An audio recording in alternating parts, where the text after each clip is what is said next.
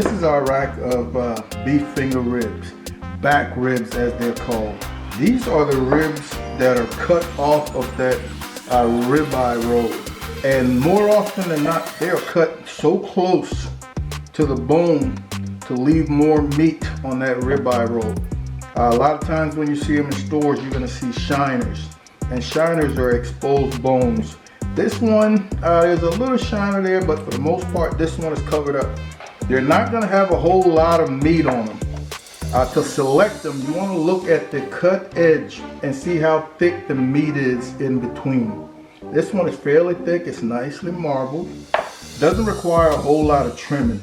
If you see any loose edges, anything that might dry up, crack, you want to remove. But for the most part, this is pretty good. I've wiped this off with some paper towels, got it cleaned up.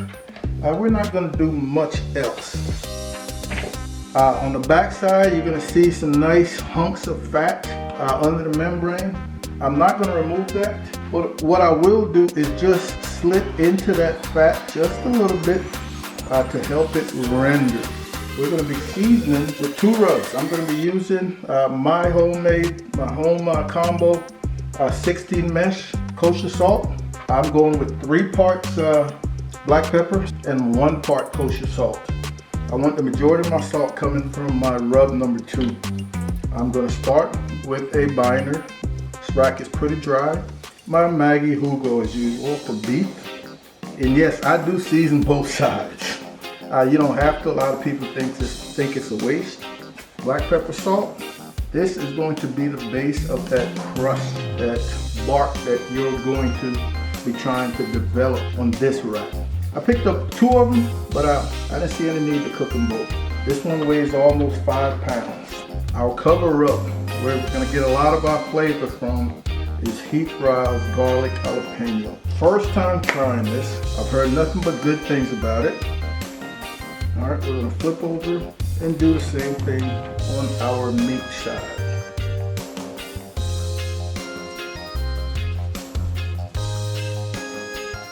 Alright, we're going to get cleaned up, head outside and get that WSM cranked up. Alright, the WSM is up to temp. We're almost at 250. We're rocking a cowboy lump and some western wood pecan chunk. Right now I've got one of the vents halfway open, one a quarter of the way open, and one completely closed. Those are my bottom vents, my intakes. I want to maintain that 250-ish temperature. I don't want it to go any higher than 275. Let's drop these ribs. Our rack has a nice sweat going, and we're just going to come right in here, man, and not bother these for maybe another 2 hours, and we'll come back and start spritzing. We're going to find out what the TNT mop sauce is all about today. All right, here we are at the 2-hour mark. Wow, that's a nice color, man. We've got some curling and some twisting going on. I didn't bring any gloves as usual, just to give you an idea what's going on. Hey, here is that TNT mop sauce. I'm not much of a mop guy, I'm not much of a spritz guy, so I don't use a whole lot. I strain this to make sure that it will pass through my mister. So I just want to hit this up. I love the flavor of this out of the bottle. We're going to see what it tastes like on the meat.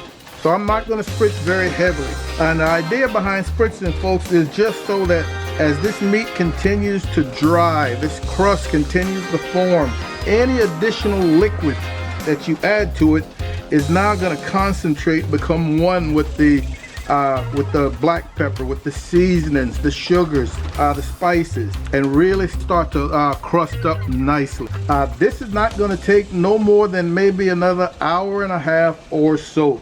Let's get this closed before our heat spikes. We're still pushing right around 260. Let's keep it there.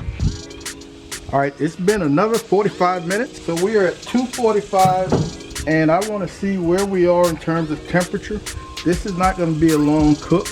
We're pushing 195, and I am thinking we're going to end up someplace around 203. Ooh, that wind is picking up. So I'm giving it another hit with this TNT mop sauce. I really want to see what that's going to end up tasting like. This looks absolutely great. Oh.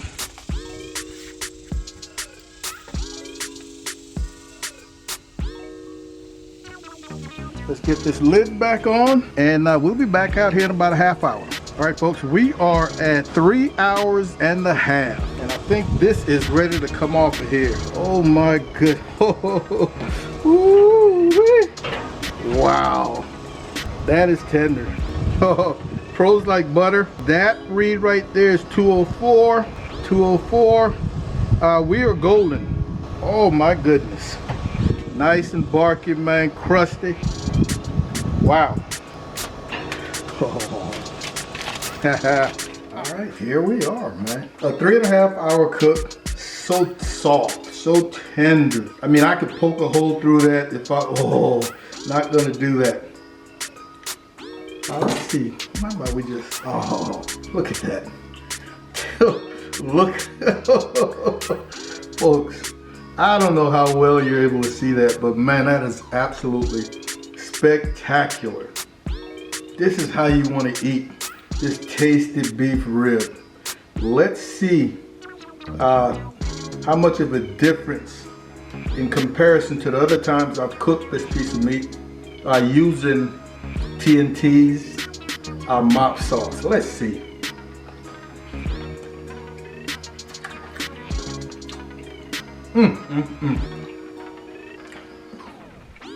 Folks, there's a definite zip, a zing that vinegar and the herbs, the onions and everything else in that mop sauce. I'm quite certain that heat roused jalapeno garlic also is playing a role here, but wow. Totally delicious. Totally delicious. Folks, that is an awesome combination. This you've got to try. Knock this one out the park. Knocked it out the park, I'm telling you. 3.5 hours. Started spritzing at 2 hours, but I spritzed about every 45 minutes, and I think I got, give or take, two spritzes, maybe 3. But whatever the case, boom, this one works. You need to try this using the exact same combo, and let me know what you think. I want to thank you guys as usual for hanging out with Mom and Papa Joe's. Be on the lookout for another video coming soon. And don't forget those Thursday live streams. As you head into the weekend, I want you to take care of yourselves, love each other, and we'll see you when we see you. Holla!